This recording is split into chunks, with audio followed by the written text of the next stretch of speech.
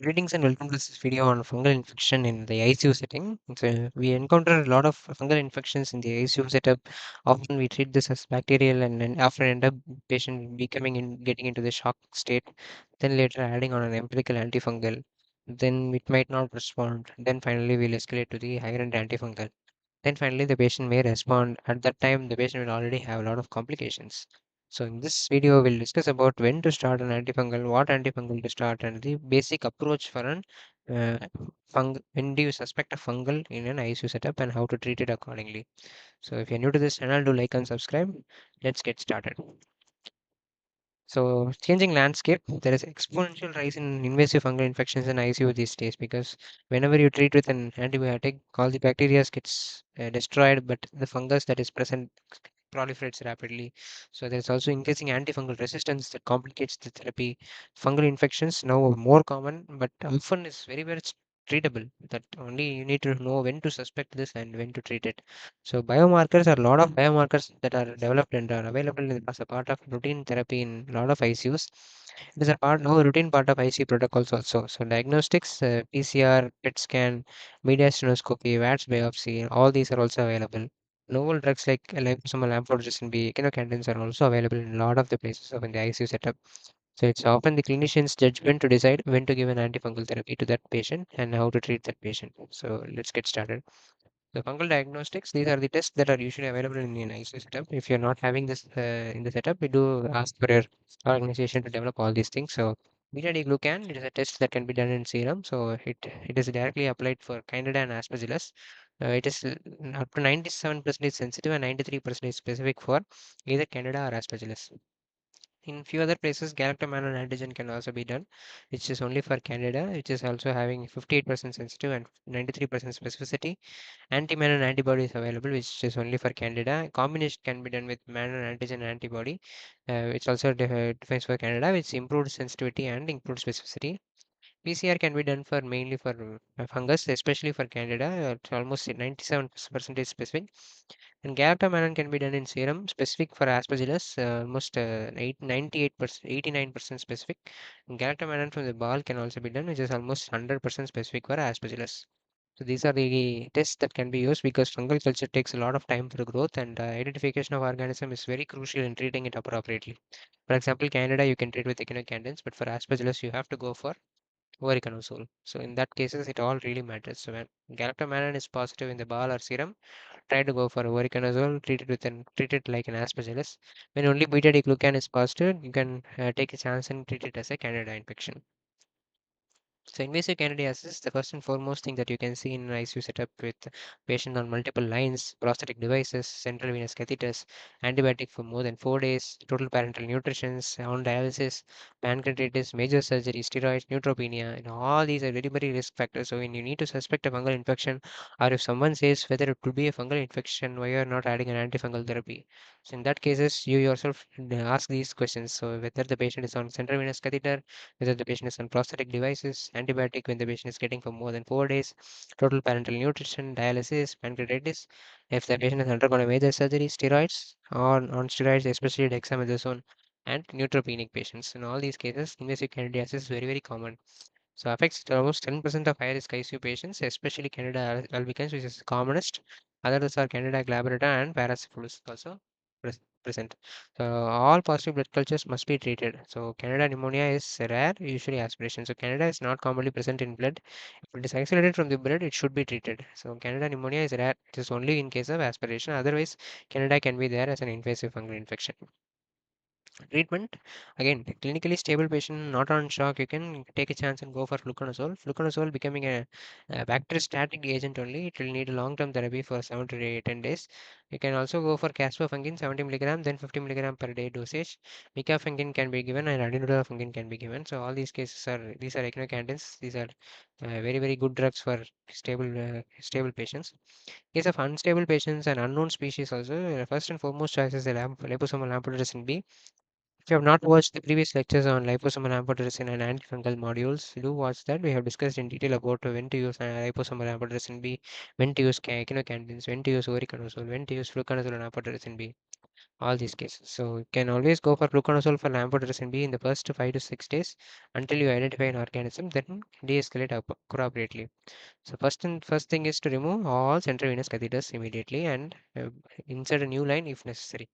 So if antifungals can remove the organism, treat the organism, but cannot remove the organism from the central venous catheters. All those sticked organisms that are sticked to these catheters lines, those cannot be removed by the antifungals. So that will keep proliferating only. The invasive aspergillosis is yet another very important infection that kills a lot of patients in the ICU. Vulnerable hosts are who are already having a lung infection like post-influenza, COPD, post-COVID patients. All these cases, cirrhosis, alcoholism, chronic glomerulomatous and neutropenia and chemotherapy patients. So all these patients are highly vulnerable for aspergillus infection. The most common cause of fungal mortality in critical care is with aspergillus only. So Aspergillus fumigatus is usually presents mainly as a fungal pneumonia. Diagnosis, you can do serum galactomannan and or ball analysis for galactomannan to find the Aspergillus. Treatment wise, it is the first choice of drug becomes the voriconazole. It is 6 milligram per kg Q12 hourly on day 1 and then 4 milligram per kg Q12 hourly on further days. You can go up to 200 milligram orally, then finally Q12 hourly at discharge. You can also go for itraconazole, which is less sensitive than voriconazole. Liposomal amphotericin B can also be used. Few studies have come up these days that voriconazole is a better drug for aspergillus than for liposomal amphotericin B. For salivary treatment, you can always go for caspofungin, micafungin, posaconazole, voriconazole, itraconazole also. Cryptococcosis. So nowadays we deal with this less commonly. Meningitis is very common with Cryptococcus neoformans. ARDS, nodules, effusion can also be there. So when all lung involvement with Cryptococcus, you have to do a CSF study to rule out meningitis. That is a rule, stated rule in all the textbooks and various guidelines that when a patient is having Cryptococcus pneumonia, ARDS due to Cryptococcus, you have always need to study the CSF for Cryptococcus. So induction therapy, it is amphotericin B initially with flucytosine, amphotericin B of 0.7 to 1 milligram per kg, flucytosine 100 milligram per kg given for 2 weeks continuously. Then consolidate with fluconazole 400 milligram per day for 10 weeks. Then maintain fluconazole 200 milligram per day. It needs a long-term therapy beyond 14-15 weeks. Completely eradicate these Cryptococcus organisms. So because of this Cryptococcus remains inside the macrophages, also encapsulated organisms, you have to treat it with a long-term therapy in order to completely eradicate the organism. Systemic mycosis, these are nowadays less commonly seen, but still it is always prevalent in previous lung involvement. So it can present as rapidly as ARDS, multi-organ dysfunction, or disseminated histoplasmosis. If it is severe, always again go for liposomal amphotericin B. Then you can go for istraconazole. Also, these needs treatment for more than 12 weeks. Steroids can be given if the patient is hypoxemic. Prednisolone is preferred in that cases. Blastomycosis is also really uncommon in southern part of India, also in northern part of India. Acquired via inhalation route, skin and bone dissemination is very common. It is also treated with itraconazole, 200 milligram BD for 6 months. And if in case of severe infections, you always go for amphotericin B, 0.7 mg per kg. You can go up to a total dose of 2 grams per day. PCP, pneumocystis jirovecii, nowadays it is becoming less common because of we are giving these prophylactic agents when you suspect an HIV, post-transplant patients giving a prophylaxis, chemotherapy patients giving a prophylaxis. In all these cases, because of the prophylaxis, trimethoprim sulfamethoxazole, this is nowadays uncommon. But still, if it is present and you suspect a pneumocystis jirovecii pneumonia, treatment is with trimethoprim sulfamethoxazole for 3 weeks. And there are specific indications for steroids. If a PaO2 is less than 70 or A minus A gradient is more than 35, these are the indication. If it is present, always initiate with steroids. Steroids majorly benefit the patient not progressing into ARDS. So 40 milligram BD dosing for the first 5 days, then taper it slowly over the next 21 days is what is the guidelines. Steroids is only given for this indication. PaO2 less than 70 or A minus A go to gradient more than 35. Other rare infection is coccidiomycosis. It's always presents when a patient presents with erythema nodosum. You have to keep this in mind. When erythema nodosum is present along with eosinophilia, this makes coccidiomycosis more likely. Again, treatment is with liposomal amphotericin B. Go on and continue with fluconazole and itraconazole, 400 milligram per day for more than 1 year. That is was very important.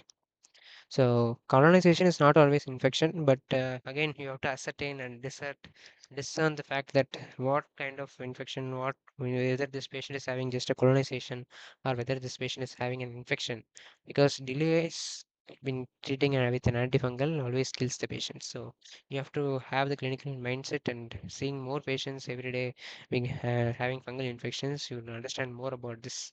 So yeah, when to start empirical therapy. So Canada has a scoring system. So this you have to keep in mind. Severe sepsis gives a 2 points. Patient on TPN give 1 point. The patient has undergone a major surgery gives 1 point, and multifocal colonization if it is present also gives 1 point. So if it is more, the score more than 3 justifies early echinocandin therapy. Never wait for culture if septic shock plus high risk profile is there. So always no, never wait for cultures. So when this score is more than 3, treat it with an echinocandins. So start with echinocandin if the patient is having septic shock, prior azole exposure, unknown species, Candida glabrata is suspected, high local resistance or ICU outbreak is there in your setup. Then you can gradually de-escalate to fluconazole if species is susceptible such as albicans and tropicalis. Also when the patient is clinically stable, blood cultures are clearing. Only then de-escalate to fluconazole because this clinical skill is very important and timely de-escalation is always necessary. Sore control always saves lives, so you have to remove all the abscesses and collections if present, remove all the infected lines and devices, fundoscopy to look for endophthalmitis, echo to look for endocarditis. So because antifungal alone without any source control always fails, because that is a very important thing you need to understand, because antifungal therapy kills only the organisms, but not the organisms that are sticked and colonizing the abscesses or IV lines or central venous catheters. So drug safety, these are very important things. So amphotericin B, always look for hypokalemia because it causes tubular damage and leads to decreased potassium uptake, leads to hypokalemia, hypomagnesemia, acute kidney injury is there. So, so always monitor potassium and magnesium daily. Voriconazole, there is a presence of QT prolongation, hallucination, visual changes. So visual hallucination if present, always stop or reduce the dose of voriconazole. Echinocandins, always monitor LFT. Interactions with cytochrome P450 enzymes, tacrolimus, cyclosporin, warfarin, phenytoin, all these interact with cytochrome P450 enzyme. So, so don't give these drugs along with when you're treating with amphotericin, voriconazole, or with echinocandins.